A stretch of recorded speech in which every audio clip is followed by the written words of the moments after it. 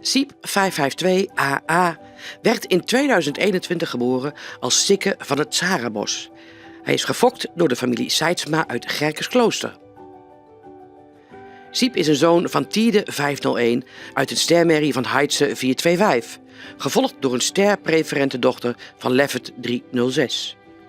Hij komt uit merrielijn 214 en heeft een verwantschap van 18,41%.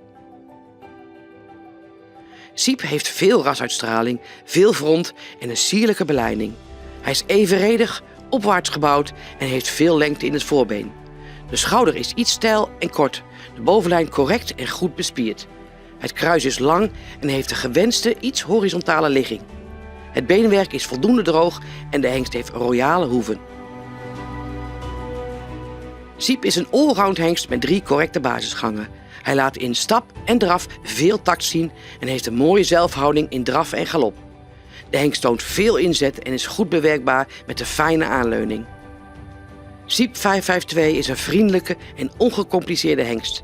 Hij blijft stabiel en betrouwbaar, reageert soepel op veranderingen en is goed te sturen, zelfs bij wat hengstengedrag.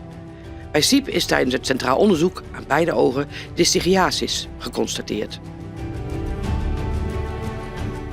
Siep 552 haalde op alle onderdelen zeer ruime AA-scores. Hij is allround inzetbaar, kan ras en evenredigheid in bouw verbeteren. De hengst kan het tact in stap verbeteren.